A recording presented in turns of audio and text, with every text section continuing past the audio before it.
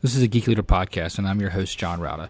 This show is all about helping us grow as leaders, become better technologists, and improve our lives both at work and at home. I hope you enjoy the show and learn a lot.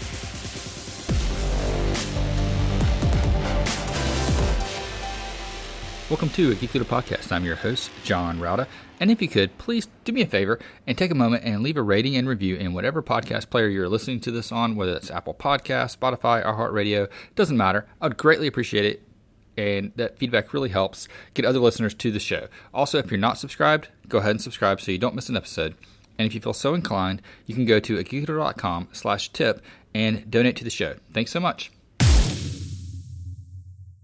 All right, Geek Leaders, today I'm honored to have Barbara Wittmann on the show. She's an author, entrepreneur, leadership advisor that's been helping leaders navigate technology, culture, and the human potential for over 25 years. And she is the founder of the Digital Wisdom Collective, which we'll be talking about today as well. Anyway, with all that being said, Barbara, welcome to the show.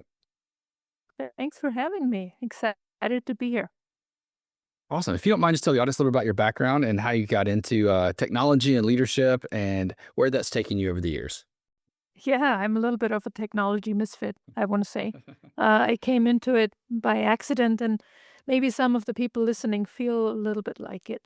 So I started my career in the sporting goods industry and working really everywhere in what you have in a company, in logistics and sales, in purchasing. Sporting goods, that's where I started. And one of my employers got an ERP system, and I was so taken by it that I got tempted to switch to the other side, or as people said back then, to the dark side. So I I went and worked for SAP in Germany because I'm German, born and raised there. So I was with SAP for about 5 years and ended up in the innovation team of Hasse-Plattner. So a couple of technology patents have my name on it. And then I went out on my own and have been doing consulting and also software development work ever since, and started to get a knack for fixing very broken projects. So whenever everyone else was running out of a building and the project was like close to death, that's when I came in. Thought it was really cool, loved the adrenaline kick. And and then I questioned at some point why don't I turn the equation around and rather prevent these things than, go in when it's too late. Yeah, that's awesome. And I guess you enjoy playing the hero whenever, that happens. It's an interesting thing. When you are younger, the hero thing is amazing. And it's like, oh, yay, I want to be the one. But as I've gotten older, I guess that's when wisdom kicks in eventually, or that's what we hope, right? That it comes with age. That's when it's like, well, I really can't do it alone. There's always a group of people, and how do I empower not just me as a leader, but everyone? Yeah, so let's talk about that a little bit because I think that's an important aspect that leaders kind of go through as their careers are evolving. They maybe become a first-time manager and take over a team and want to be the hero of turning the ship around, if you will. But as they go through, they realize that, like, as one individual making the changes, they don't scale, and they need to have a team around them so that they can scale. How have you seen that in your career and with people you go and help out and consult with?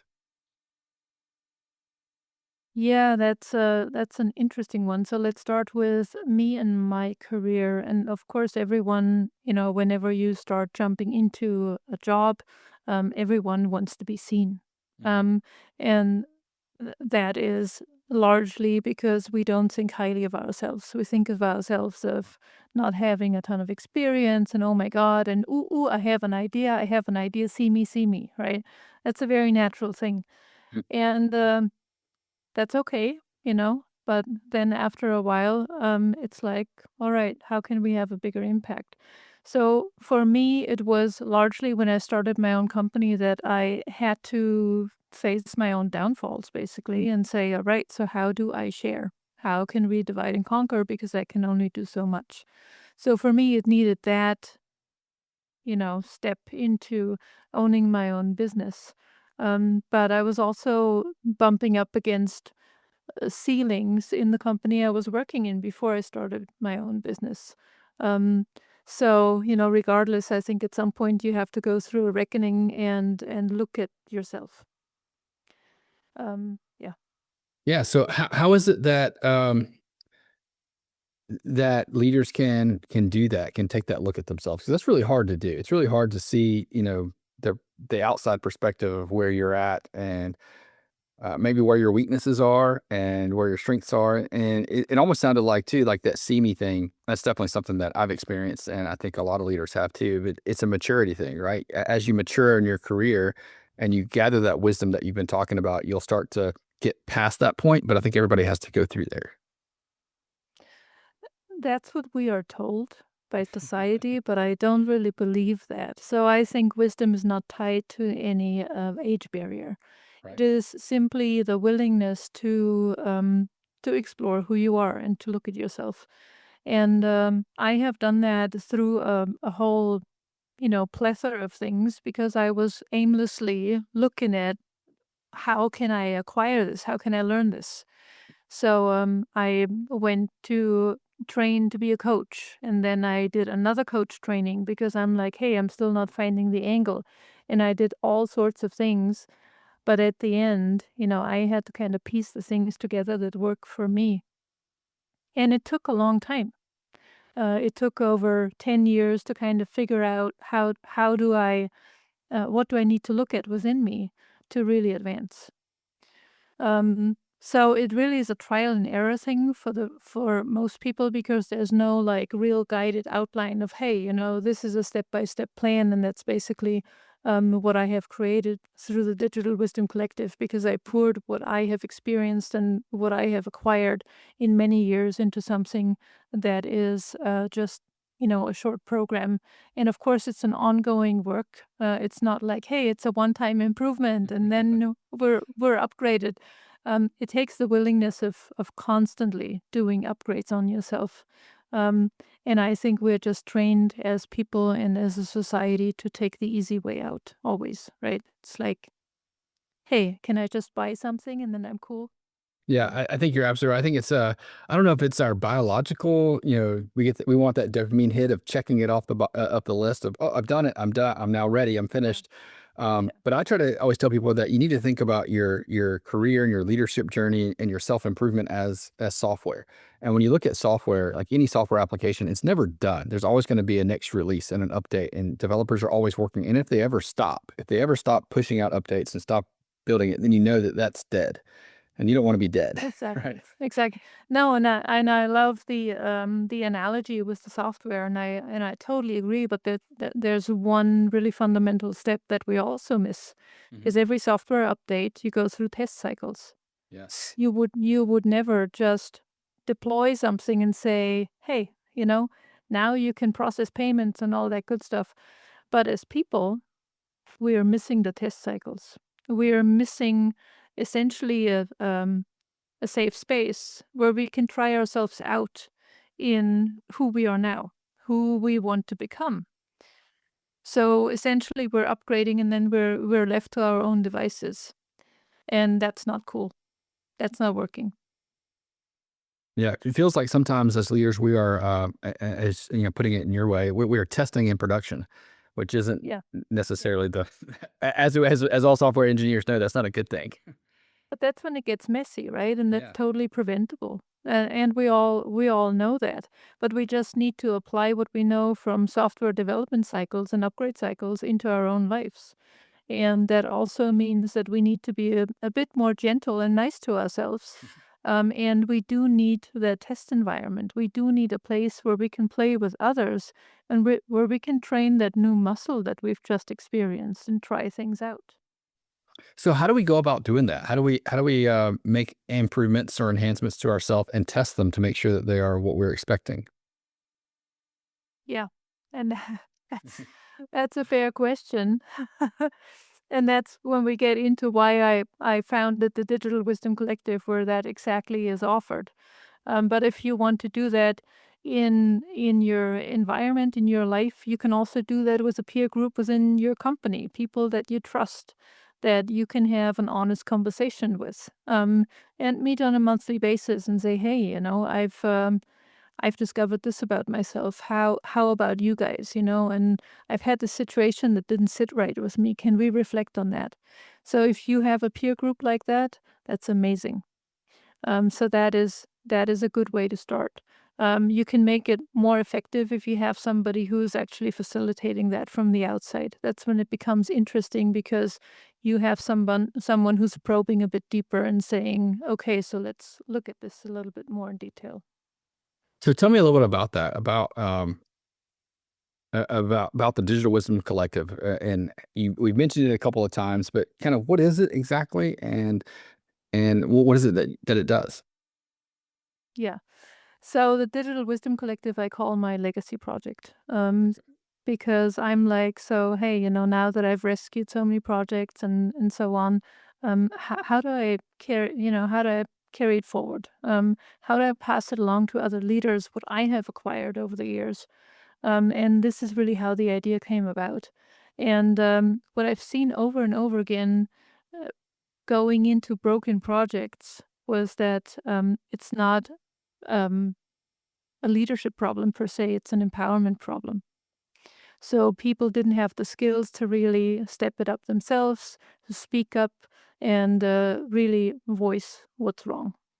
So essentially, what we have created with the Digital Wisdom Collective is a safe training ground for technology and transformation leaders that want to step up their leadership game and really have a test ground among peers to try out how this works and really strengthen that muscle. So we either work with individuals or we go into companies and work with in-house groups where we help them to shape that leadership circle and we facilitate it until they can run on their own. I think that's a very important piece that it's empowerment to basically empower others. Hmm. So when you say you want to get people running on their own, what does that look like? Like, what does it look like to be able to, um, facilitate this for yourself after, you've obviously had some help, you've had some coaching, you've had some training, but what's the end game? The end game is that, yes, it's the individual leader that you empower, but that you are building essentially an ecosystem within the place you work in of like-minded people. Hmm. Um, because even if you change yourself, if you will still be the odd one out, right? You may have like new and amazing ideas. You may bring a new mindset, um, but then how do you really anchor that if everyone else is pushing against it? So the end game is that you empower the right amount of people that are in your circle that you can actually create ripples within your organization. I love that. It sounds like you're talking about building a culture, um, and advancing a culture, I guess, of people that will adopt the principles of growing. And I guess for me, one of the things that I see as a roadblock that I run into whenever I try to do something similar to this, or is fear. People they're afraid of change. They're afraid of trying something new because maybe this is working right now. We don't want to like rock it up. How do you deal with fear? Man, that's a loaded question. Especially within an organization, because on an individual basis, it can be a little different than as a company, you know? Totally. And fear is everywhere right now. I Mhm. mean, we cannot beat around the bush about that. And fear has different layers. That's the first question because there is like how is fear displayed in an entire company in the C level, in the mid management, and within individuals.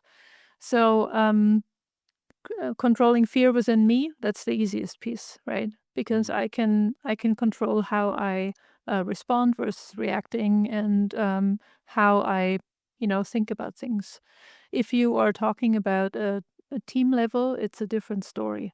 Um, and that is where you really need to start cultivating people that have a more positive mindset, that will turn the vibe around a little bit. You cannot address it collectively. You really need people who are open to thinking a slightly different way and really painting a brighter future. Um, so, you cannot flip a switch and say, now we don't have fear anymore.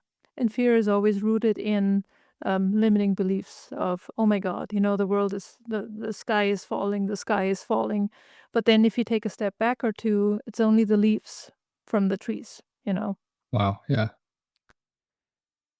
So if you have a handful of people within a team or, or a management layer that can take the perspective around, that's when others get inspired, and you're starting to implement a new way of thinking and a new culture in a way. So what happens when, like a lot of our listeners are they're like in the middle part of their management career. Maybe they're directors that they aspire to be a CIO one day or CTO, but they're not quite there yet. We're working to get there. Right.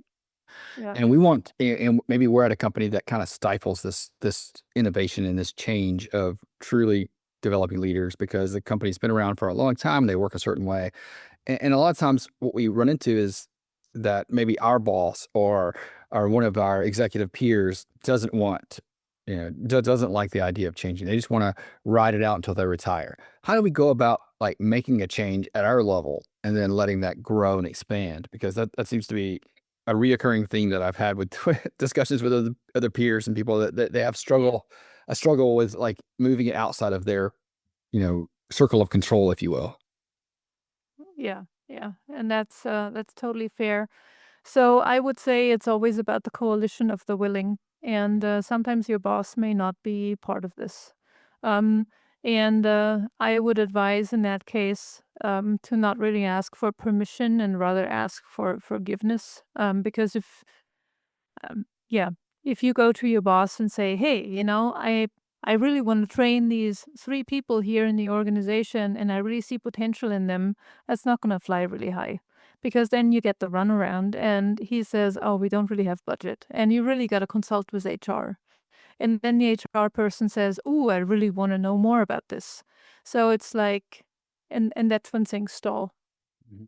So, go with small portions, see what's within your approval range, that, you can do, and then rather go back and show results and say, "Hey, we've executed this project much faster because we were working across silos better." And, that's when you can bring in the argument and say, "Hey, and this is how we made it successful." I love. So you have to change the argumentation a little bit, and I think we are just making the mistakes constantly that we go and ask too much, and sorry, whoever C-level leader is listening to this, but hey, live with it. Yeah, I think Um, that's great, and I can give you one example, and I would love to hear some examples from you too of stories like this. But I can go back to when I think I talked about this before we started recording. But I was a manager of a web and mobile development team, and as part of the change in myself and change in our team to try to build culture, at one point I had a terrible turnover rate. I had lots of people quitting, and it was very ugly. But as I learned about like ways to try to improve my leadership style and improve my team, I started to realize that we were missing kind of true purpose of what we were doing because we were just kind of almost like ticket takers. We were just, oh, here's a software request, let's make the change and move on. yeah. And I didn't know how to inspire people. But one thing that someone told me is, why don't you volunteer together? Why don't you do something outside of work together as a team to kind of grow yourselves together? So Mm. I had talked to a different manager that was in the same group, and I mentioned it, and they said, "Oh, they'll never approve that. Your boss doesn't approve anytime. Like he doesn't let you like take time off work to do anything like that." I said, "Okay, well, I'm not going to ask him." So our team started just meeting. We started doing it one Friday a quarter, where we would all go to lunch together, and then afterwards we would go volunteer somewhere. And it started out with like pressure washing an orphanage's outdoor equipment, and then it went to like we served in a soup kitchen one day. And after doing this for like a year and a half, I realized that I didn't have anybody quit my team. We had no turnover during that year and a half. We ended up not having it for 3 years after that. And one day my boss says, "Hey, where's your team on Fridays?" I said, well, last Friday we were doing our volunteer event. We were gone. He started asking me about it. And I told him, and then I said, and also you'll notice that We haven't missed any work. We haven't missed any deadlines. We've actually, our code quality has increased. And not only that, our team hasn't had any turnover in the last 3 years, you know. Yeah. And at the time it was 18 months, but, and he was just like, well, keep doing it then. Yet when other teams have asked for See. similar things, they would not approve it. Yeah, and that's a beautiful example. And you just went with it, and you developed something that worked. So one thing I hear is you trusted your gut, and that is something that we totally underestimate. Um, if you feel this is right, do it. Find ways to do it. The other thing that you have, um, quietly aligned around is a core set of values. And that is something that really holds things together, and values are like the foundation for purpose, right? Um, so yeah, I mean that's what we base everything we do at the Digital Wisdom Collective on is what are the values. So that's great. You intuitively did everything right. You Well, found the way. yeah, it's mostly from reading books and and talking to people like you on the podcast that have kind of helped guide me in that direction. Uh, Tell me a little bit about these values and how you define them and how you figure them out. Because a lot of people have like instinctive values, but they don't codify them, they don't write them down, and it kind of, Mhm. sometimes they're communicated and sometimes they're not. Right, and I think that's the strongest tool we don't leverage, because values is something that grounds us. That is the baseline for all decisions we make, subconsciously. And if we're not aware of it, our foundation is off. So how we do it, we have an assessment we do with people and also with teams, where we can define your core values and also use that to define decision frameworks on, to define ethical baseline and such. And it can be something super simple like trust is important. It's important for most teams, but then everyone has a different angle of what they understand of trust. You may have a very different view than me.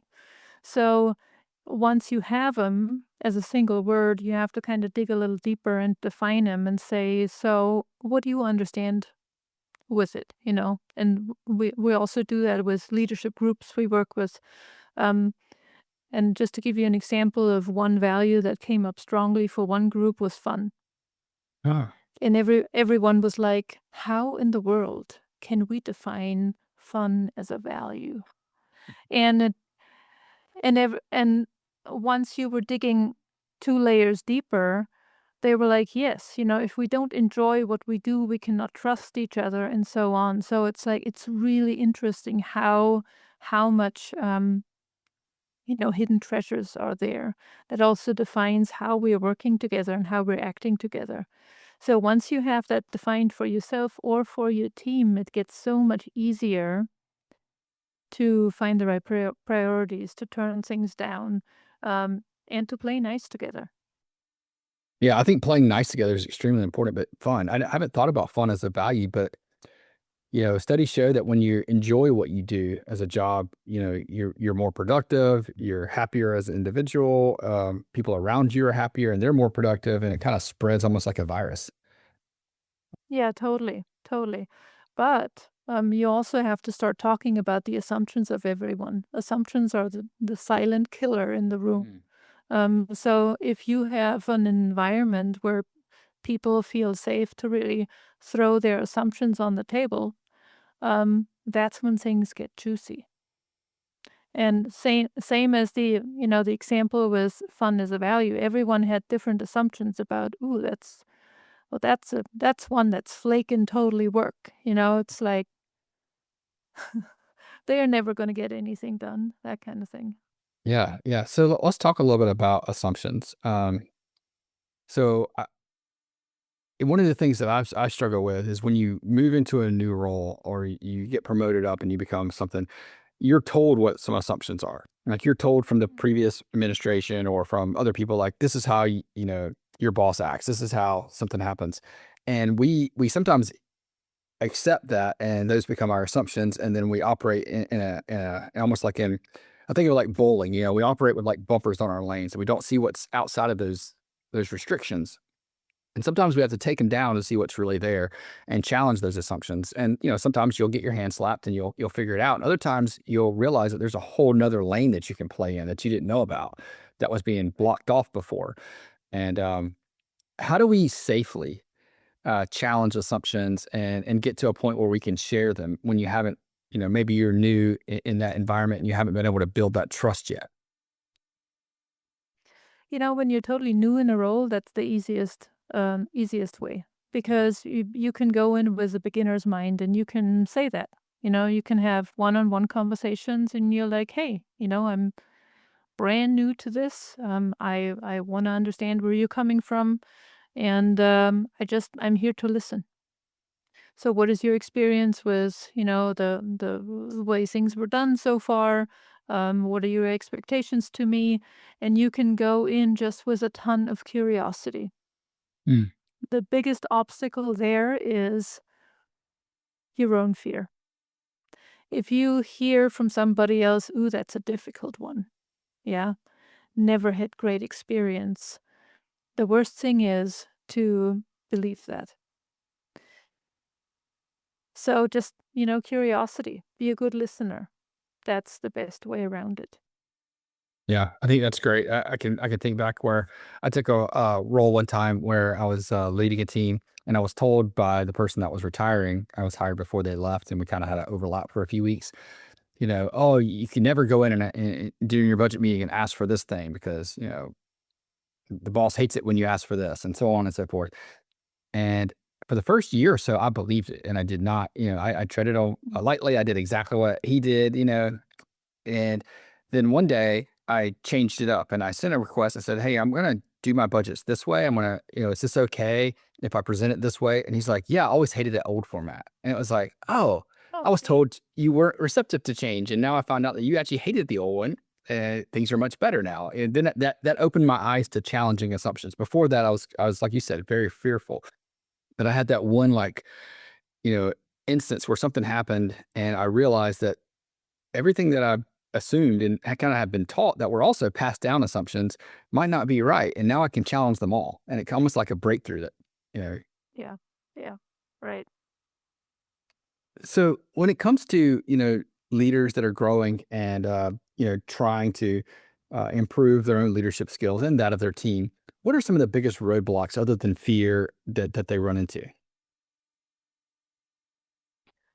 Um, the biggest limiting belief I find in IT and tech leaders is that they're only the 0 and 1 guys or gals.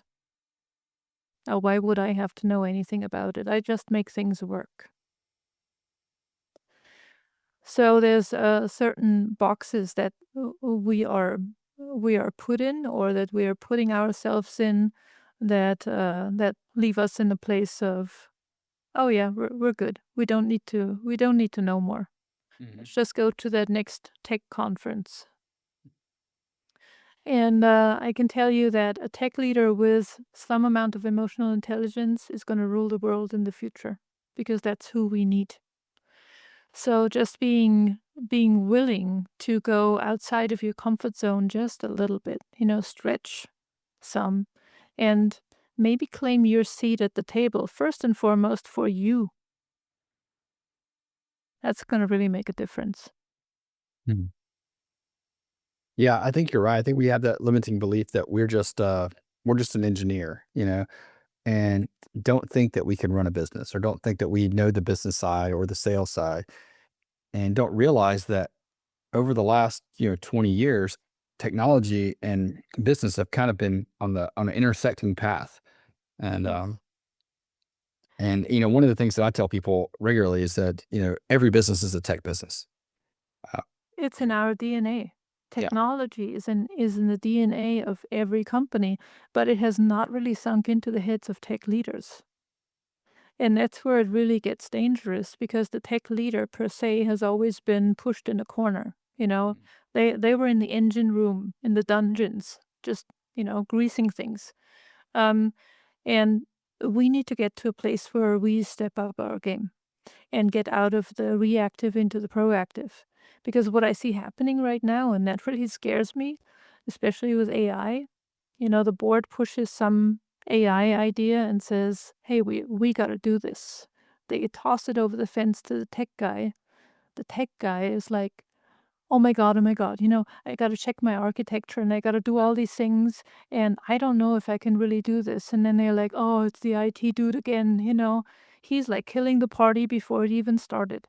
And then they throw the AI initiative over the fence of the strategy guy and he built something entirely stupid but amazing and then hands it over to the tech guy for, "Oh yeah, now you can deal with it." So we're not really doing ourselves a favor. And it really is about stepping out of the old how we've always done it. But that takes working on ourselves and really looking at, okay, so how do I break out of my own box?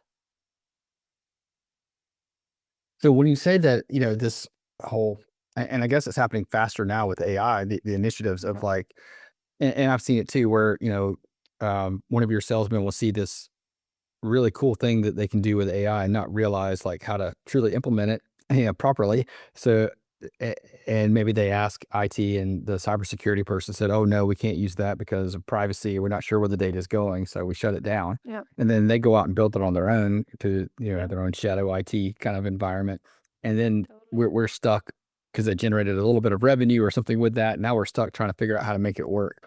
Um, how common is that, and how rapidly, increasing is that happening? Oh, that's everywhere. I don't think many people would admit to it because they want to portray themselves as having everything under control. But that's exactly the cycle that is happening. AI is popping up in shadow IT everywhere. And, business people are looking like the amazing heroes. And then, the IT person has the shorter stick of this game. Um, so yeah, it's happening everywhere. And basically, with the old attitude IT brings to the table of questioning everything right away and being very diligent about checking things, um, has been amazing up till now. But with that going forward, they just dig a hole for themselves. That's getting deeper and deeper. So what happens now is the IT person that has that, belief of, "Ooh, I'm always, pushed in a corner," it happens even more. Um, it just reinforces um that, they are just the delivery people, whereas they really are the strategists who are supporting business. But that takes a mindset shift in themselves. So actionably, what can we do to get in front of this and to not be digging yourself a deeper hole? Well, that would really be looking at yourself. Mhm. How am I reactive with things? What is pushing my buttons? Because clearly, we react a certain way when our buttons are pushed. And boy, there are usually many. I still find a ton of those on myself. Um, and it's getting really honest with, an understanding what really is the order of events. Ooh, that happened in a meeting. Huh. What was my first thought to it? And what would be my general reaction? So it really is about implementing the pause. If something happens and oh, there's a reaction that really wants to blurt out, take a breath, Mhm. take another and just kind of let it sink in a little bit. Um, and maybe even push the pause button and say, "Hey, we really got to revisit this. Can we resume at another date?" And then walk away and really digest it for yourself. You don't have to instantly always have the amazing reaction. That's also something that we think we need to be on genius like 24/7. We can't. Um, it's a fair thing to say, "Hey, thanks for bringing this up to me. I really need to think about this. Can we, have another date we pencil in where we discuss this more?" Yeah, no, I like that. I like that a lot because I think we almost feel like as technology people that we have to have the answer all the time, and Mhm. and we live in this, instant gratification world where everybody can go and find the answer everywhere. Um, but it makes sense sometimes just to say, let's just take a break. Let me digest this. And I don't think anybody ever looks down on people that do that. They actually respect them more, I think, for taking the initiative.